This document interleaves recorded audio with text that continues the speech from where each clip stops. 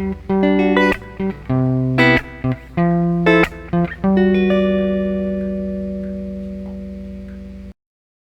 it going, everybody? And today we're going to be looking at chord voicings and how to essentially play the same chord a different way and achieve the same sound throughout a chord progression.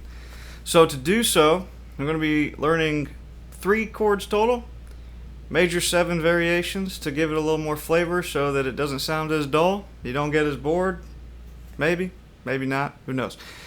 But for this purpose, we will be using major 7 chord voicings today, which gives it a jazzy flavor. Anyway, so in the intro you saw me playing a 1-4-5 pattern chord progression. We're going to learn how to get you there and pretty much achieve that. So our first chord in that chord progression would be C major 7 because it's in the key of C major. Our fourth chord would be the F major 7 chord, or F major if we weren't using the major 7 variations. Our fifth chord would be G major 7, or G major. So for example 1 today, we're going to be looking at C major 7 and F major 7.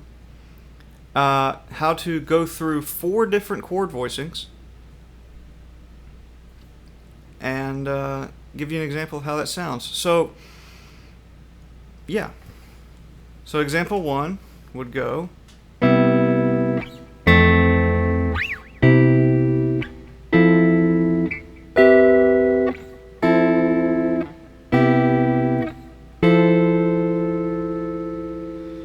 okay. So as you saw, I went back and forth between C major 7 and F major 7. I repeated that 2 chord pattern in a different spot. In bar 2, we're up here. Bar 3. And finally bar 4.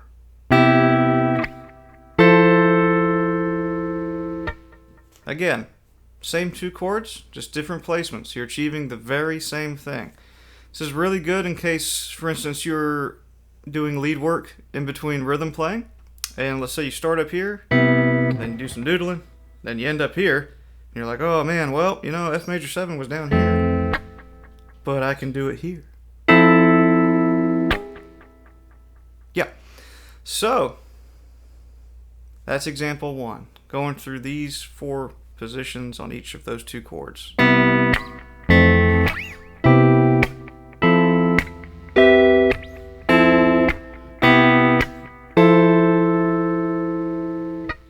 Alright, so example 2, we're going to introduce the G major 7. Okay, and that's our 5th chord. So G major 7 begins, it's pretty much the same shapes per se as our F major 7 and our C major 7. Every shape that you did in example 1 when it comes to fingering and all that can be replicated in achieving the G major 7 chord voicing. For instance, F major 7 begins on our 1st fret of our low E string. We then fret and play with the ring finger on the 2nd fret of the D string, our pinky on the 2nd fret of the G string, and then finally our middle finger on the 1st fret of the B string, creating that shape. If we were to take that shape, for example, going to bar 2 in example 1, up to the 8th fret, that's going to give us our C major 7. Same thing applies here. When it goes to the C, for instance, with the C major 7 from example 1, we move it up to the 8th fret, and that's our F major 7. Going back to the G major 7, I'm going to take that shape from F major 7, and put it on the 3rd fret and create G major 7. Okay? So, right? So, going back to example 2 after rambling there for a little bit, we have our G major 7 starting in our 3rd fret area. This is the 2nd shape, 3rd shape, finally our 4th shape. Okay? Again, that's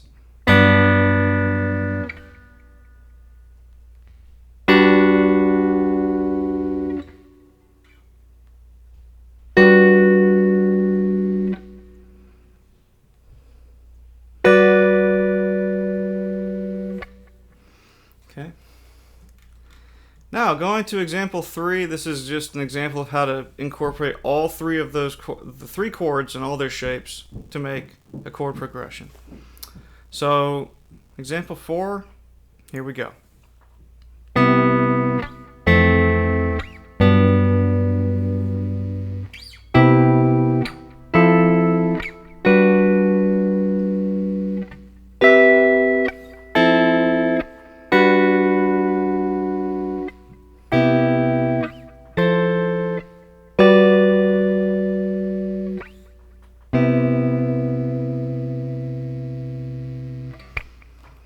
I hope you enjoyed this lesson. Hope it gave you a little bit more knowledge than you already had. If not, maybe it's just something to help refresh something that you practiced before. I personally really enjoy the major 7 chords. Next week we're going to be looking at the same chord pattern and chord progressions, but this next week we will be creating melody with them. So instead of hitting just the chord,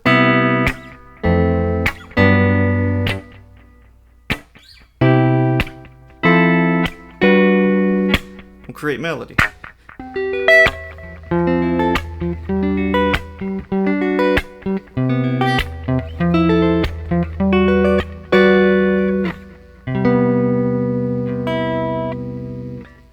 Alright.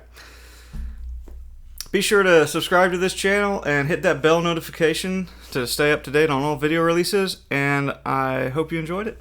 And let me know what you think in the comments below. Thanks for your time.